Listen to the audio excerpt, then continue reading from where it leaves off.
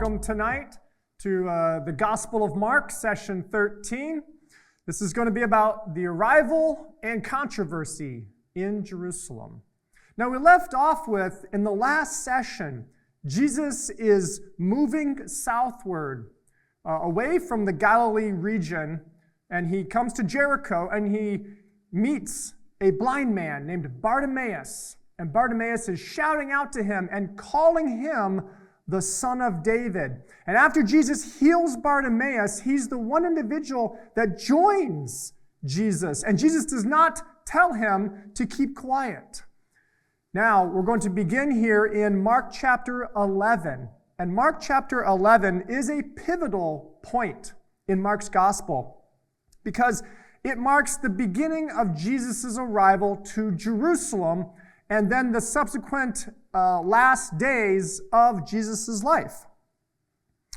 So the various parts of this chapter that we're going to look at are the triumphal entry, and then we're going to look at the cursing of the fig tree, the cleansing of the temple, then the fig tree that's withered, and finally, an episode of conflict where Jesus' authority is challenged. So let's begin with the triumphal entry. Mark chapter 11, verse 1.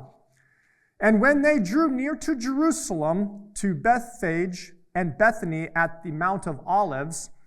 Now, where is this exactly? How close are we to Jerusalem? Well, the Mount of Olives is right next to Jerusalem, right here.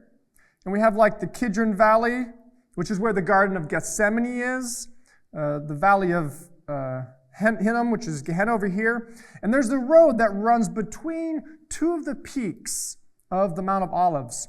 Bethany is on the other side of the Mount of Olives, and Bethphage is on one of the opposing slopes here. So Bethany is like 2 miles away from Jerusalem, and Bethphage maybe about a half a mile. So they are really nearing Jerusalem here.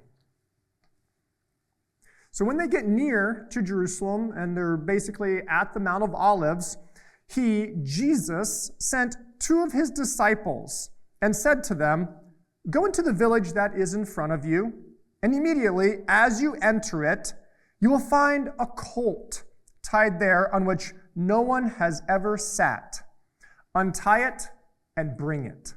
And if anyone says to you, 'Why are you doing this?' say, 'The Lord has need of it, and will immediately send it back here again.' And they went away and found a colt outside in the open street, tied to a door, and they untied it. And some of those who stood there said to them, 'What are you doing untying the colt?' And they responded to them just as Jesus had said to. So they let them go. And they brought the colt to Jesus and threw their outer garments on it, and he sat on it. And many people spread their outer garments on the road, and others spread branches that they had cut from the fields. And those who went in front of him and those who followed after were crying out, 'Hosanna! Blessed is he who comes in the name of the Lord. Blessed is the coming kingdom of our father David. Hosanna in the highest.'" Jesus gives this instruction, a set of instructions to his apostles, seeming to draw on some type of like supernatural knowledge or revelation here, knowing that there is this animal in this village over here that is tied up, and he wants his disciples to go and fetch it for him. Now, while Mark doesn't make it specific here, the idea of going and getting this colt and bringing it to Jesus, putting garments on the colt or the foal, and then Jesus riding it, is very elusive to Old Testament king motifs. For example, when the king of Israel, Jehu, was anointed as king, the people took off their garments and set them on the steps for him to sit down on, proclaiming him to be the king. Jehu is king. Furthermore, as everybody's coming into Jerusalem here as we're nearing the time of the festival for Passover, people would be walking into the city. For Jesus to ride on a colt into the city is very unusual. This would have been an indication of some sort of status for him, some sort of authority. This would actually be very fitting for a king, because kings rode on colts. That was what was preferred. Horses were used for battle, but to ride on, the animal that was used for transportation was the donkey or the colt. And so this here is very much elusive to the king theme of the Old Testament. And so Jesus here is essentially riding into Jerusalem as a king. And not only that, but they take branches and garments and lay them in front of him as he's riding in. And the people who are with him, these crowds that are coming into Jerusalem, are shouting, Hosanna! They're shouting this word Hosanna, which is a Hebrew word that means something like save now, or could be like something like help me, I pray. And it's not that it's an actual request.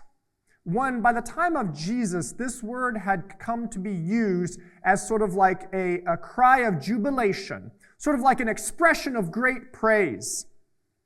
And here the quotation that they're quoting here comes from Psalm 118 about blessed is he who comes in the name of the Lord.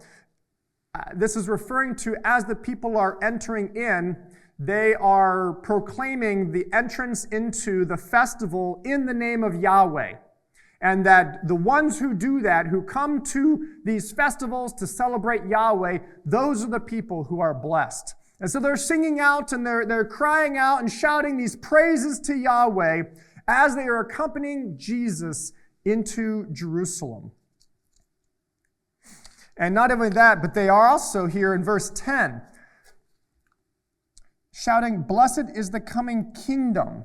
Mark makes special note here that people are chanting about the coming kingdom of David. And this is going to be important because later on, Jesus is going to ask people about who is this descendant of David? Why does David call him Lord? Why is his son, the son of David, this descendant, why does David call him Lord? And so there's a kingdom of David that's expected by this Jewish audience, but not in necessarily the way that they think, not in this sort of like revolutionary, sort of geopolitical kind of freedom from oppression sort of kingdom. So then it says in verse 11, and they entered Jerusalem and went into the temple. So this is Jesus' first time going into the temple. After he had looked around at everything, he went out to Bethany with the 12 because the hour already was late. So Jesus goes into the temple and looks around. Mark doesn't say anything else about what's going on in the temple except Jesus observed its current state. And this is important because Jesus is going to soon go back to the temple with a completely different attitude about it. So I think here he's just taking an assessment. And this is sort of Mark setting up the coming sequence that follows here after Jesus leaves with his disciples to go to the nearby town of Bethany, which, as we looked at, was right on the other side of the Mount of Olives, about 2 miles away. And they did that because the day was already late and they were going to retire for the evening in Bethany. Now, as I said, this sets up this coming sequence of events that Mark is going to discuss. The first one being the cursing of the fig tree. Now, the next day, it says on the next day, verse 12, as they were leaving Bethany, so they go to Bethany for the night, now they're coming out of Bethany, they're leaving, and they're going to be going back to Jerusalem. Jesus, was hungry. I don't know if he skipped breakfast or not, but he had hunger. So, verse 13, and seeing a fig tree in the distance that had leaves, he came to see if perhaps he might find anything on it, meaning anything on it to eat. But when he came to it, he found nothing but leaves. And then Mark adds this little narrative comment here. It was not the season for figs. And this will be important in just a moment. So then when Jesus goes to this fig tree, doesn't find anything on it to eat, no little ripe figs. Verse 14, and he, Jesus, answered and said to it, the tree, no one will ever eat fruit from you again. And his disciples heard it. This will also be important, that his disciples were there and they were listening to him. Now, this idea of the fig tree here and the fact that it was not the season for figs. Typically, in Jerusalem, in Israel, around Jerusalem, the time for figs began in the early spring when they began to bud. And so that would be maybe the time of season here, but the maturity of that fruit wouldn't be until later in the summer and on into the fall. So that's why Mark is saying it's not the season for figs, is that it wasn't time for the ripe fruit to be harvested. Now this is important because we're going to find out here really soon that Mark is not talking about that Jesus is really looking for fruit to eat. That there's something a little bit more going on here. And we will learn about this because of a literary device that we've looked at before, but I want to cover again. It's called intercalation. It's a very popular literary device that Mark uses in his gospel. What it consists of is you have a story, some narrative plot is unfolding, and then it just gets interrupted. And then another story unfolds, and then the first one is resumed. Now, this often is done where something unexpected happens to end the first story, which we just saw that there was a fig tree and Jesus cursed it. This is the first time in Mark's gospel where Jesus is cursing something like a fig tree. We don't have any other instance where Jesus pronounces a curse upon someone. And then there's another story that digresses, has a different narrative, often concludes with a moral lesson. And then there's a segue back to the first story that typically concludes with something that ties the whole account together with story 1 and story 2. Now, the purpose for intercalation, there's a great quote here I want to review. I mentioned it in a previous session, but it's that the technique intercalation is, to be sure, a literary technique, but its purpose is theological. We must understand that. That is, the sandwiches emphasize the major motifs of the gospel, especially the meaning of, for example, faith, discipleship, bearing witness, dangers of apostasy. Moreover, I shall endeavor to show that the middle story, the one that is sandwiched, story number 2, nearly always provides the key to the theological purpose of the sandwich. The insertion interprets the flanking halves, or the first and latter half of story 1. And to use the language of medicine, the transplanted organ enlivens the host material. So, we broke off from story 1 where the disciples were listening to Jesus and heard him curse the fig tree. And now we get to the cleansing of the temple. So we start here with, and they came into Jerusalem. So they were on their way out of Bethany to Jerusalem, and then here we're in Jerusalem, and now they're going into the temple. And Jesus went into the temple and began to cast out those who were selling and those who were buying in the temple. And he overturned the table of the money changers and the seats of those who were selling doves. And he would not allow anyone to carry merchandise through the temple. So the people who were buying and selling, there were money exchangers in the temple in order to be able to exchange the currency, which probably is something from like Roman coinage to the right temple coinage, so they could pay the temple tax that was due every year from every Israelite. And the people who were selling doves for sacrifice. And the last thing here, so there's three things. You get the money changers, number one. You have the people who are selling doves, number two, and people who are carrying merchandise. Now, the problem with this is that the temple courts were not meant to be a place of commerce travel, meaning people weren't supposed to carry merchandise back and forth through the temple courts. There's nothing wrong with the money changers exchanging money or people selling animals to actually be able to go in to the temple and offer the sacrifices to God. Nothing's wrong with these things, but there is something wrong with carrying merchandise through in a way of like it's not the temple wasn't a shortcut through to be able to take merchandise from one point to the other point in Jerusalem. So that is an issue. And there are a number of Jewish writers who talk about, early Jewish writers who talk about that issue in the temple. So, verse 17, and he, Jesus, began to teach them, saying,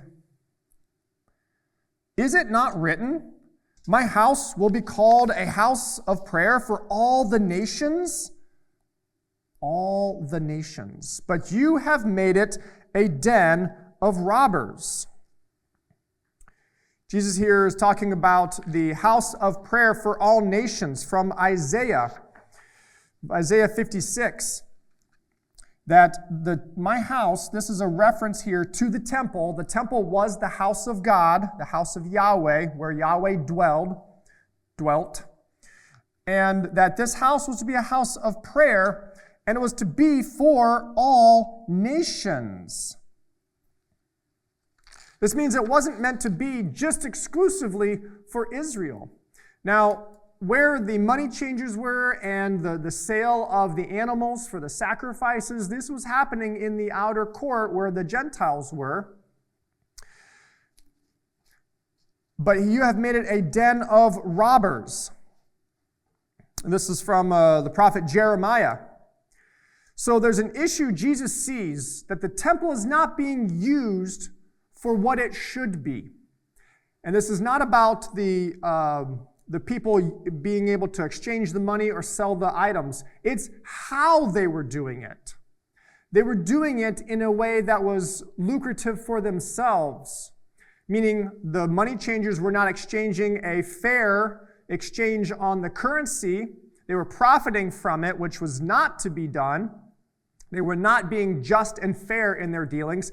And secondly, this implies that the animals that were being sold, like the doves and other creatures, were not being sold in a way that was for the purposes of the sacrifices. They were not meeting the standards of quality for the animals. Animals in the Old Testament had to be of a certain quality in order to qualify.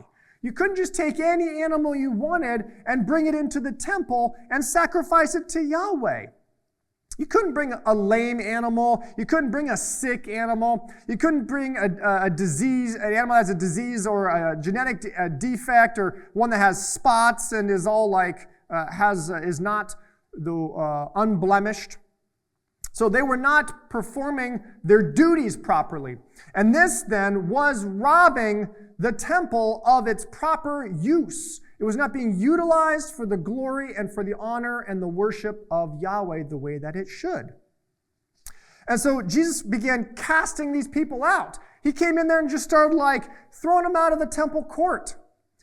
Now, it probably disrupted things for a little bit, but then everybody would probably gather their money from the ground and their animals that were running around and probably resume what they were doing.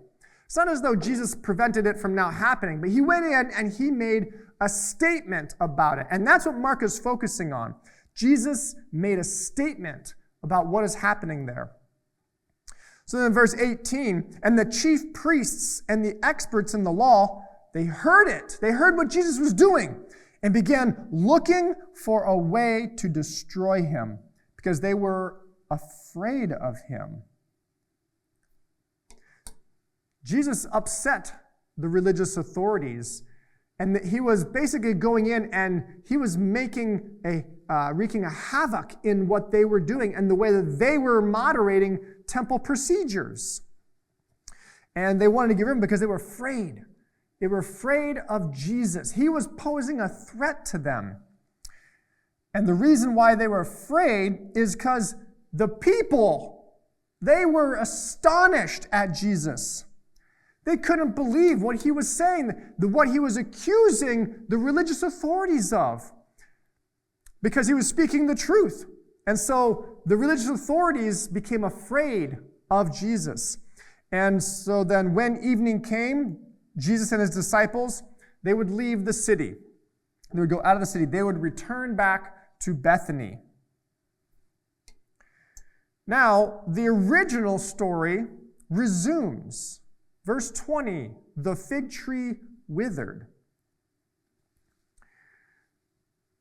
And as they passed by the tree in the morning, so they've gone back to Bethany in the evening after cleansing the temple and making the big statement that Jesus did in the temple regarding the money changers and those who were selling animals and the people who were traveling through with merchandise.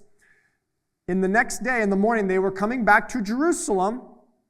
So Jesus has been in the temple twice now. They're coming back, and they see the fig tree from the other morning. And what they see? They saw that the fig tree had withered away from the roots up. And Peter is often the spokesperson. He's kind of used as the epitome of the disciples, as like a think tank of the things that they're thinking to themselves, perhaps. But Jesus is sort of always singled out, kind of in the one who speaks as a representative. Peter remembered and said to him, "Rabbi, look," which just means teacher, look. "The fig tree that you cursed has withered." And Jesus answered and said to them, "Have trust in God." Now let's pause here for a second, because there's a lot more to this intercalation. And before moving on, I want to address the fig tree. Why does Mark include this episode of the fig tree? Well, the fig tree is actually a symbolic reference. Fig tree in the Old Testament represented Israel's spiritual condition and fruitfulness, or perhaps the lack thereof in this particular case.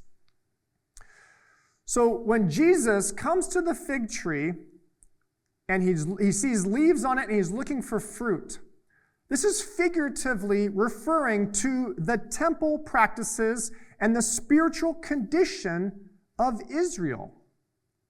Now, when he comes to the tree and it's not the time for the figs, when Jesus is talking about not finding any figs on it and then being upset and cursing it, isn't because Jesus is hangry. Jesus is using the fig tree in a foreshadowing sense of what he is to find when he gets to the temple. And that's why it's an intercalation. Because the fig tree and the cursing of the fig tree is a declaration of renunciation about what is happening in Israel, in Jerusalem, in the temple. And so the temple cleansing interrupts the story and is sandwiched by the fig tree showing no fruit and being cursed, and then the subsequent picking back up where the disciples see and realize it's withered the next day, that this is indicating the spiritual depravity of Israel in the temple and the way the temple was being completely corrupted. And it acts as a symbolic prophecy against Israel, that as Israel has not been bearing the fruit that it should, that it is then now being rejected. There is a judgment upon Israel for its rejection of the Messiah and also the way that it has promoted wickedness and wicked practices, essentially, in the temple, in God's house. And so the fig tree is framing this temple cleansing and showing it to be something of a judgment that ultimately foreshadows to the condemnation that will fall upon the nation. Now here in verse 22, Jesus answered and said to them, this is after Peter makes the declaration about the withered fig tree. Jesus follows up by saying, have trust in God. Truly I say to you, whoever says to this mountain, be lifted up and thrown into the sea, and does not doubt in his heart, but believes that what he says will come to pass, it will be done for him. Now, it would be a mistake to try to see this particular explanation as the reason for the withered fig tree, as though what Mark is trying to share to his readers is that Jesus decided to kill a fig tree because he was upset he didn't get a morning snack, and then now uses that as an indication that he can say, well, if you believe in God, then you can curse fig trees and they'll die, or these mountains can be moved. The connection is not like that. This whole episode here, the sequence, is framed together because the problem with the temple practices and the religious leaders is that they actually lacked faith. They were not following God. They did not desire the things of God. And so there's a linking here where Jesus talks about the faith that his disciples should have, which is different and shows kind of like the disparity between what the Jewish leaders were supposed to have but didn't. And then he kind of segues on to talk and teach more about faith. So having trust in God, having faith in God, is not meant to be the explanation for why Jesus cursed the fig tree and why the fig tree withered up. That is symbolic reference about Israel, but Jesus uses it now as a way to teach his disciples who they should be in distinct contrast to the Jewish religious leaders. So he talks about having trust and having it so great that if you say to this mountain to be lifted up and thrown into the sea and do not doubt in your heart, but if you believe it, it will be done for you. Now, this is very hyperbolic language. It's an exaggeration.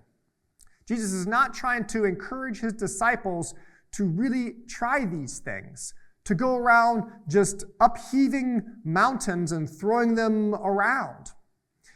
This is meaning for, to have the fullest extent of trust in God and in God's power.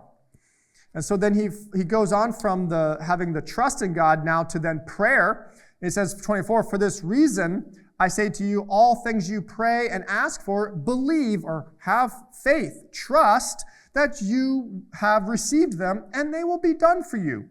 And 25, whenever you stand praying, if you have anything against anyone, forgive them, so that your Father who is in heaven will also forgive you for your transgressions.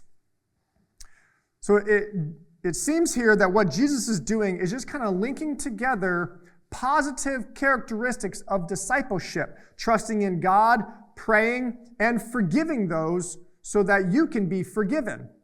Now, verse 26 is likely a scribal addition to the manuscripts and is not original, so it is scratched out. Now on to the final episode in chapter 11. This is where Jesus' authority is challenged. We pick it up in verse 27. It says, and they came again into Jerusalem. So here we are. This is the third occurrence. The first time Jesus goes in, looks around, leaves and goes back to Bethany. Comes the next day, goes in, kind of just throws everything around, tells everybody that they are not honoring God as the way they should, that they're creating God's house and to be a den of robbers, and then he leaves and goes back to Bethany again, and now returns a third time.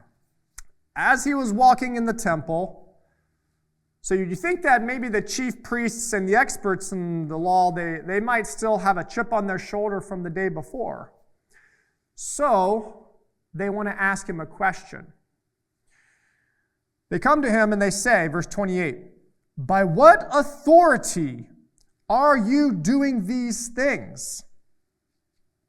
Now, these things is an allusion to the previous day, declaring that what is happening in the temple is essentially sacrilegious, is not doing what what Yahweh wants to have happen in the temple. And then furthermore, not just by what authority do you do them, but who gave you the authority to do them? This is a direct attack on Jesus, because they think he is operating through demonic power, demonic authority. Now, rather than just answer them, Jesus does what he does best. He outsmarts them at their own game and asks them a question. So Jesus said, "I will ask you one question, answer me, and then I will tell you by what authority I do these things." So he says, "Let me ask you a question. If you answer, then I will answer." Fair enough? Okay, here it goes. Was the baptism of John from heaven or of human origin? Answer me. So they discussed among themselves, saying, "If we say from heaven," he will say, "then why did you not believe him?" Now, if they answer that John was from heaven, which the religious leaders had their own qualms with John, but if it was from heaven, then they would become self-condemned by not embracing John's message of repentance and baptism for forgiveness of sins. But on the other hand, verse 32, if they say of human origin, well, they were afraid of the people because everyone considered John to be a prophet. So if they would say John's baptism was something that he made up, the people would be upset with them because everybody revered John as a prophet. So they answered to Jesus and they said, "We do not know." And Jesus said to them, "Then I will not tell you by what authority I do these things." So the end of this encounter here is Jesus showing the confrontation with the religious leaders that he's not responsible and he's not under any obligation to answer them. And that the way that he is showing superiority to them really undermines the whole temple hierarchy, because nobody would speak to the scribes and the experts in the law this way. This essentially to them was the ultimate disrespect, for somebody to undermine their authority, for them to basically be not answered. That Jesus is showing a higher authority than them. And also, this opens up and begins a series of conflicts, confrontations with the religious leaders that we will cover in the next section, leading up to his ultimate arrest and the crucifixion. So, we'll see you next time as we continue with the Gospel of Mark.